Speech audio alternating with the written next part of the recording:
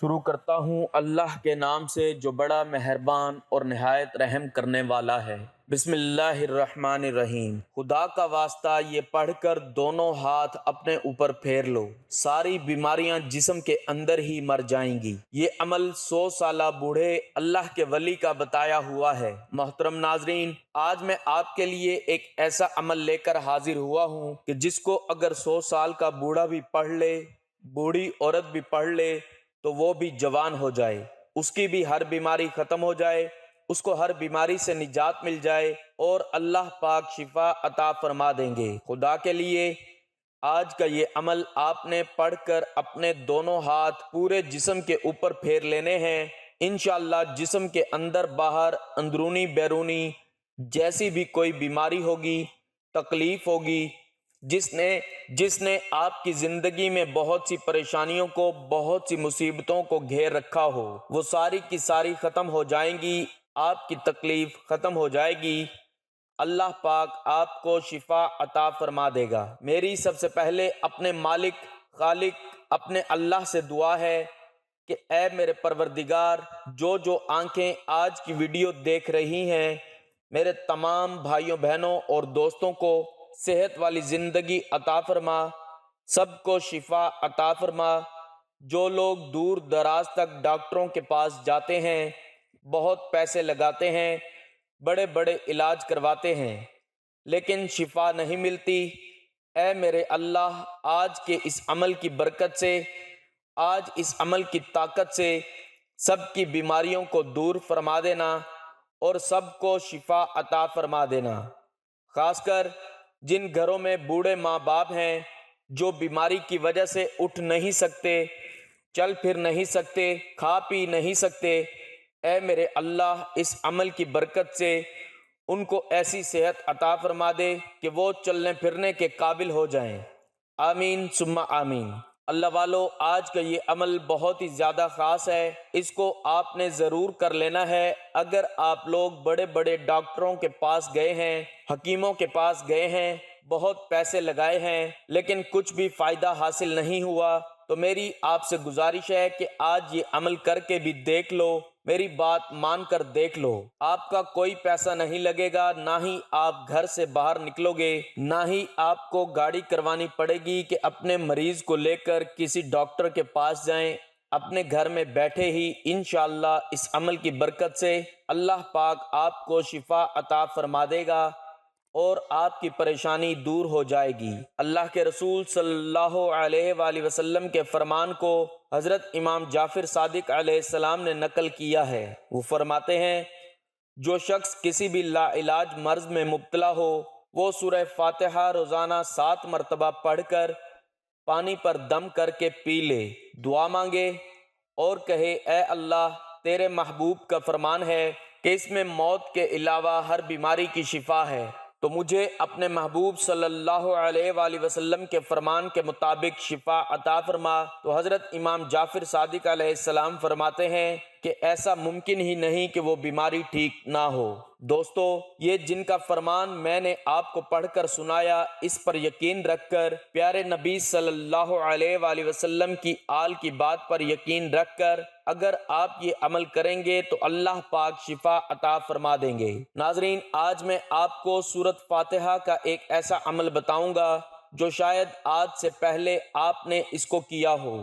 اس کو جو کر گیا، انشاءاللہ اللہ کے حکم سے، اللہ کے فضل سے ہر بیماری سے شفا پا گیا۔ آج کل معدے کے مسئلے بہت زیادہ ہیں، جگر کے مسئلے بہت زیادہ ہیں، ہارٹ کے مسئلے بہت زیادہ ہیں، شوگر کا مسئلہ ہو گیا، تھکاوٹ ہو گئی، ذہنی دباؤ، اس طرح کے بہت سے مسائل ہیں جن کا ہر بندے کو اپنی زندگی میں سامنا کرنا پڑ رہا ہے۔ دیکھنے میں تو چھوٹی چھوٹی عمر کے لوگ ہیں، 20 50 سال، جن کی حالت ایسی ہو چکی ہے کہ وہ خود کو 50 سال کا، 60 سال کا محسوس کرتے ہیں، یعنی اتنی کم عمر میں وہ خود کو بڑا محسوس کرنا شروع ہو چکے ہیں۔ یہ حالات ہو چکے ہیں اور یہ سب ان موذی بیماریوں کی وجہ سے ہوتا ہے۔ انسان جب بیماریوں سے عاجز آتا ہے تو ڈاکٹر بھی اسے روحانی علاج کا مشورہ دیتے ہیں۔ اب تو بہت سے ہسپتالوں میں قرآن تھراپی شروع ہو چکی ہے۔ کئی بار لوگوں کو اللہ کے کلام سے شفا پاتے دیکھا اور سنا ہے، جن کا اب عقیدہ ہے کہ جو کام ادویات نہیں کر سکتی وہ اللہ کا کلام سب سے بہتر کرتا ہے، اور یہ سب سے بہترین اور افضل علاج ہے جس میں شفائے کاملہ موجود ہے۔ پچھلے دنوں ایک صاحب جو سرکاری ادارے میں اچھی پوسٹ پر ہیں بتا رہے تھے کہ انہیں جسمانی طور پر نقاہت اور بے چینی بہت ہونے لگی، تھکن ہر وقت سر پر سوار رہتی، جبکہ دفتر کا کام اتنا حساس ہے کہ اس میں غفلت کی کوئی گنجائش نہیں۔ انہوں نے اس کا علاج سورۃ فاتحہ سے کیا ہے۔ بتانے لگے کہ انہوں نے انتہائی پرسکون حالت میں پوری یکسوئی سے سورہ فاتحہ کو ٹھہر ٹھہر کر 21 بار پڑھنا معمول بنایا، اور چند ہفتوں بعد ان کے بدن اور دماغ میں چستی پیدا ہوئی۔ ان کا ہر کام میں دل لگتا ہے، بلکہ ہر کام سے پہلے یا کسی بھی مصیبت میں مبتلا ہونے پر سورہ فاتحہ کا سہارا لیتے ہیں تو ان کی مشکل دور ہو جاتی ہے۔ ان کی بیٹی کا رشتہ نہیں ہو رہا تھا، جس کے لیے انہوں نے سورہ فاتحہ پڑھ کر اللہ سے دعا کی تو انتہائی معقول رشتہ آ گیا۔ ان کا ایمان ہے کہ سورہ فاتحہ کی برکت سے ان کی زندگی بدل گئی ہے۔ قرآن مجید پوری انسانیت کے لیے کتاب ہدایت ہے، اور اسے یہ اعزاز حاصل ہے کہ دنیا بھر میں سب سے زیادہ پڑھی جانے والی کتاب ہے۔ اسے پڑھنے اور پڑھانے والوں کو امام کائنات نے اپنی زبان صادقہ سے معاشرے کے بہترین لوگ قرار دیا ہے، اور اس کی تلاوت کرنے پر اللہ تعالیٰ ایک ایک حرف پر ثواب عنایت کرتے ہیں۔ ایک سورت کا سب سے مشہور و معروف نام الفاتحہ ہی ہے۔ فاتحہ کے معنی کھولنے کے ہیں۔ امام راغب اصفہانی رحمۃ اللہ علیہ فرماتے ہیں، کسی بندش اور مشکل کو دور کر دینا فتح کہلاتا ہے۔ اس لحاظ سے فاتحہ کے معنی ہوئے کسی مشکل اور رکاوٹ یا بندش کا دور ہو جانا، رابطہ بحال ہو جانا، سلسلہ یا تعلق ختم ہو جانا۔ اس میں کوئی شک بھی نہیں کہ سورہ فاتحہ کی برکات اور فیوز سے بے شمار لوگ مستفید ہوتے ہیں۔ قرآن کریم کا آغاز جس سورت سے ہوتا ہے وہ الفاتحہ ہے، یعنی قرآن کریم کا خلاصہ اور تمام اسرار و رموز الفاتحہ میں موجود ہیں، یا یوں بھی کہا جا سکتا ہے کہ سورہ فاتحہ قرآن کریم کی تمام تر تعلیمات کا نچوڑ ہے۔ دیگر اسماء جو سورۃ الفاتحہ کے لیے استعمال کیے گئے ہیں ان میں سے چند کا ذکر مندرجہ ذیل ہے۔ فاتحہ الکتاب، فاتحہ القرآن، ام الکتاب، ام القرآن، سورۃ الکنز، کنز خزانے کو کہتے ہیں، سورۃ النور، السبع المثانی، اس سے مراد دہرائی جانے والی یا بار بار پڑھی جانے والی 7 آیتیں۔ اساس قرآن، سورۃ الحمد، سورۃ المناجات، سورۃ الشکر، سورۃ الصلاۃ، سورۃ التفویض، تفویض سے مراد ہے سپرد کر دینا۔ سورۃ فاتحہ کی آیات، ہم تیری ہی عبادت کرتے ہیں اور تجھ ہی سے مدد مانگتے ہیں، اور اے اللہ ہمیں سیدھی راہ چلا، میں اسی پہلو کی طرف اشارہ کیا گیا ہے، یعنی خود کو رب تعالیٰ کی ذات کے حوالے کر دینا اور اسی سے طلب کرنا۔ سورۃ الدعا، سورۃ السوال، یعنی یہ سورت بندے کو بارگاہ ربوبیت میں آداب دعا و سوال سکھا دیتی ہے۔ سورۃ القافیہ، سورۃ فاتحہ کو سورۃ القافیہ اس لیے کہا جاتا ہے کہ یہ سورت ہر ایک کا بدل ہو کر کفایت کرتی ہے، لیکن کوئی اور سورت اس کی جگہ پر کافی نہیں ہو سکتی۔ اس کو القافیہ کہنے کی ایک وجہ تسمیہ یہ بھی ہے کہ یہ سورت اسلام کے تمام بنیادی عقائد و تعلیمات کی روح ہے اور جامعیت کے اعتبار سے کافی ہے۔ سورۃ فاتحہ کو ہر مرض کے لیے شفا قرار دیا گیا ہے۔ حضرت عبداللہ بن جابر رضی اللہ تعالیٰ عنہ روایت کرتے ہیں، رسول اللہ صلی اللہ علیہ وآلہ وسلم نے فرمایا، کیا میں تمہیں قرآن کی ایک اعلیٰ اور افضل سورت کے بارے میں نہ بتاؤں؟ میں نے عرض کیا، یا رسول اللہ صلی اللہ علیہ وآلہ وسلم، ضرور فرمائیے۔ آپ صلی اللہ علیہ وآلہ وسلم نے فرمایا، وہ فاتحہ الکتاب ہے اور میں اسے کافی سمجھتا ہوں۔ پھر آپ صلی اللہ علیہ وآلہ وسلم نے فرمایا کہ اس میں ہر مرض کے لیے دوا ہے۔ اللہ تعالیٰ نے بنی نوع انسان کی ہدایت کے لیے قرآن کو وسیلہ ہدایت بنا کر بھیجا۔ قرآن میں جو احکامات اللہ سبحانہ و تعالی نے بیان کیے، آپ صلی اللہ علیہ وآلہ وسلم نے ان کا عملی نمونہ دکھا کر امت مسلمہ کو تحفہ عظیم عطا کیا۔ اگر ہم قرآنی تعلیمات کا اجمالی جائزہ لیں تو تمام قرآن توحید، رسالت اور آخرت کے موضوع کو بیان کرتا نظر آتا ہے، یا یوں کہا جا سکتا ہے کہ تمام قرآن کی بنیاد رب تعالیٰ کی ربوبیت، صراط مستقیم اور دنیاوی زندگی کیسے گزاری جائے جو اخروی زندگی کے لیے کامیابی کی ضمانت بن سکے، یعنی آخرت پر ہے۔ رب تعالیٰ نے اپنی ربوبیت کا اظہار انسان کو پیدا کر کے ہی کیا۔ انسان کو صراط مستقیم پر گامزن کرنے کے لیے اپنا محبوب حضور علیہ الصلاۃ والسلام کو دنیا میں مبعوث کیا۔ انسان کی آخرت سنور سکے اس کے لیے جا بجا قرآن میں عذاب الہی سے دلوں کو لرزایا تو کبھی رحمت الہی، جنت اور حور و قصور جیسی نعمتوں کی نوید سنائی۔ الغرض قرآن کے جتنے بھی احکامات یا موضوعات ہیں ان کا مرکز انسان ہے، یعنی قرآن کو انسان کامل حضرت محمد مصطفیٰ صلی اللہ علیہ وآلہ وسلم کے قلب پر اتارا گیا۔ محض نوع انسان کی فلاح و بہبود کے لیے انسان کو انسان بنانا، رب تعالیٰ سے ملانا، عبودیت کے تقاضے سکھانا اور صراط مستقیم پر گامزن کرنا، یہی تعلیمات قرآن ہیں اور سورۃ فاتحہ کا درس بھی۔ سورۃ فاتحہ ام الکتاب ہے اور اس میں جو کچھ بیان ہوا ہے وہ در حقیقت تمام تر قرآن کا خلاصہ ہے، بلکہ ایسے ہی جیسے جب ہم کوئی کتاب لکھنا شروع کرتے ہیں تو سب سے پہلے اس کا مرکزی خیال یا پیش لفظ لکھا جاتا ہے۔ سورۃ فاتحہ سے شفا کے بارے صحیح بخاری میں ایک جامع حدیث موجود ہے جو یوں بیان کی گئی ہے۔ حضرت ابو سعید خدری رضی اللہ تعالیٰ عنہ نے بیان کیا کہ ہم ایک فوجی سفر میں تھے۔ رات میں ہم نے ایک قبیلے کے نزدیک پڑاؤ کیا، پھر ایک لونڈی آئی اور کہا کہ قبیلے کے سردار کو بچھو نے کاٹ لیا ہے اور ہمارے قبیلے کے مرد موجود نہیں ہیں، کیا تم میں کوئی بچھو کا جھاڑ پھونک کرنے والا ہے؟ ایک صحابی خود ابو سعید اس کے ساتھ کھڑے ہو گئے۔ ہم کو معلوم تھا کہ وہ جھاڑ پھونک نہیں جانتے، لیکن انہوں نے قبیلے کے سردار کو جھاڑا تو اسے صحت ہو گئی۔ اس نے اس کے شکرانے میں 30 بکریاں دینے کا حکم دیا اور ہمیں دودھ پلایا۔ جب وہ جھاڑ پھونک کر کے واپس آئے تو ہم نے ان سے پوچھا کیا تم واقعی کوئی منتر جانتے ہو؟ انہوں نے کہا کہ نہیں، میں نے تو صرف سورۃ الفاتحہ پڑھ کر اس پر دم کر دیا تھا۔ ہم نے کہا کہ اچھا، جب تک ہم رسول کریم صلی اللہ علیہ وآلہ وسلم سے اس کے متعلق نہ پوچھ لیں، ان بکریوں کے بارے میں اپنی طرف سے کچھ نہ کہو۔ چنانچہ ہم نے مدینہ پہنچ کر حضور صلی اللہ علیہ وآلہ وسلم سے ذکر کیا تو آپ صلی اللہ علیہ وآلہ وسلم نے فرمایا کہ انہوں نے کیسے جانا کہ سورۃ الفاتحہ منتر بھی ہے؟ جاؤ، یہ مال حلال ہے، اسے تقسیم کر لو اور اس میں میرا حصہ بھی لگانا۔ نماز میں اس سورۃ فاتحہ کی قرأت فرض ہے اور یہ اس کا ضروری رکن ہے جس کے ترک سے نماز باطل ہو جاتی ہے۔ تمام قرآن میں سے صرف اسی سورت کو نماز میں بطور رکن کے مقرر کیا گیا اور باقی قرأت کے لیے اختیار دیا گیا کہ جہاں سے چاہو پڑھ لو۔ اس کی وجہ یہ ہے کہ سورۃ فاتحہ پڑھنے میں آسان، مضمون میں جامع اور سارے قرآن کا خلاصہ اور ثواب میں سارے قرآن کے ختم کے برابر ہے۔ اس صورت میں اللہ کی صفات اور اس کو الشفاء الرقیہ بھی کہا گیا ہے۔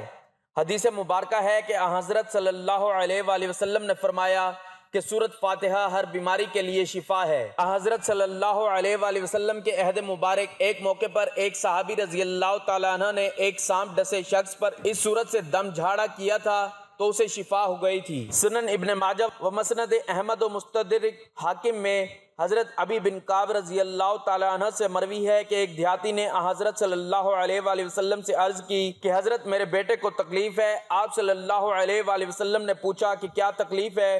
اس نے کہا کہ اسے آسیب ہے۔ آپ صلی اللہ علیہ وآلہ وسلم نے فرمایا اسے میرے پاس لے آؤ۔ چنانچہ وہ لے آیا تو آپ صلی اللہ علیہ وآلہ وسلم نے اسے اپنے سامنے بٹھایا اور اس پر سورۃ فاتحہ اور دیگر آیات سے دم کیا تو وہ لڑکا اٹھ کھڑا ہوا گویا کہ اسے کوئی بھی تکلیف نہ تھی۔ سورۃ فاتحہ کو کثرت سے پڑھنا ثواب بھی ہے اور اللہ کی رضا سے بلا شبہ یہ ہر مسئلہ کا حل بھی ہے۔ روزانہ اول آخر درود پاک صلی اللہ علیہ وآلہ وسلم کے ساتھ اس کو 11 بار پڑھنے والے روحانی طور پر انتہائی مضبوط ہو جاتے ہیں۔ بے شمار امراض سے بچ جاتے ہیں۔ سورۃ فاتحہ بالکل رحمت کی سورت ہے، اس لیے اس میں اللہ پاک کے قہر و غضب اور دوزخ کے عذاب وغیرہ کا ذکر نہیں ہے۔ امام فخر الدین رازی رحمۃ اللہ علیہ فرماتے ہیں جہنم کے 7 دروازے ہیں اور سورۃ فاتحہ میں عذاب پر دلالت کرنے والے 7 حروف ذکر نہیں کیے گئے۔ یہ اس طرف اشارہ ہے کہ جو بندہ سورۃ فاتحہ پڑھے، دل سے اس پر ایمان رکھے، اس کے حقائق کو پہچانے، وہ جہنم کے 7 درجوں سے محفوظ رہے گا۔ سورہ فاتحہ کی خصوصیات اور اس کے فضائل میں سے ایک یہ بات بھی ہے کہ سورۃ فاتحہ سورۃ شفا ہے۔ یوں تو پورے کا پورا قرآن مجید ہی شفا ہے۔ سورۃ فاتحہ معنی کے اعتبار سے مکمل دعائیہ کلمات پر مشتمل ہے، اس لیے اس سورت کا ایک نام سورۃ الدعا بھی ہے۔ دعا مانگنے سے پہلے دعا مانگنے کے آداب کا ملحوظ خاطر رکھنا ضروری ہے۔ وہ آداب یہ ہیں کہ پہلے اللہ تعالیٰ کی حمد و ثنا بیان کرے، پھر روئے زمین کی سب سے مقدس ہستی حضرت صلی اللہ علیہ وآلہ وسلم پر درود پیش کرے، اور پھر اپنی حاجت دنیاوی و اخروی کے لیے تضرع و عاجزی کے ساتھ دعا کرے۔ یہی طریقہ حدیث میں وارد ہے، اور نفس نماز سے بھی یہی سبق ملتا ہے کہ پہلے حمد و ثنا، تسبیح و تحلیل، تکبیر، آخری تشہد میں درود اور پھر دعا۔ نیز دعا کے دیگر آداب مثلاً باوضو ہونا، قبلہ رو ہونا اور عاجزی سے مانگنا، یہ سب سورۃ فاتحہ سے بائیں طور پر مستند ہو سکتے ہیں کہ سورۃ فاتحہ عام طور پر نماز میں ہی پڑھی جاتی ہے، جس کے لیے طہارت اور قبلہ رخ ہونا، نیز حال اور قال سے عاجزی کا اظہار کرنا یقینی امر ہے۔ اس لیے سورۃ فاتحہ کا ایک نام سورۃ الصلاۃ بھی ہے۔ اس دعا کا انتخاب کرنا چاہیے جو زندگی کے تمام پہلوؤں کو جامع ہو، مثلاً اہدنا الصراط المستقیم۔ یہ دعا زندگی کے ہر پہلو کو احاطہ کیے ہوئے ہے۔ اسی طرح ربنا آتنا فی الدنیا حسنہ، ان جیسی دعاؤں کو حضور صلی اللہ علیہ وآلہ وسلم نے پسند فرمایا۔ جن صورتوں کی ابتدا کلمہ حمد سے ہوئی وہ 5 ہیں، جن میں سے اکثر طویل ہیں، جیسے سورۃ الانعام، الکہف، السبا، فاطر، بجز۔ سورۃ فاتحہ کے کہ وہ مختصر ترین مگر جامع ہے۔ قرآن مجید ساری آسمانی کتابوں کا خلاصہ ہے، اور پورے قرآن کا خلاصہ سورہ فاتحہ ہے، اور سورہ فاتحہ کا خلاصہ ایاک نعبد و ایاک نستعین ہے۔ شاید اس بنیاد پر حدیث میں سورہ فاتحہ کو اعظم سورت فی القرآن کہا گیا ہے، جس طرح آیت الکرسی کو اعظم الآیات کہا گیا ہے۔ اب کتابوں میں قرآن کریم اعظم الکتب، اور صورتوں میں فاتحہ اعظم السور، اور آیتوں میں آیت الکرسی اعظم الآیات ہے۔ یہ سورت 7 آیات پر محیط ہے۔ اس بنیاد پر اس کو السبع المثانی کہتے ہیں، جن میں سے ابتدائی 3 آیات اللہ تعالیٰ کی ذات سے متعلق ہیں، جیسا کہ حدیث قدسی میں وارد ہوا ہے۔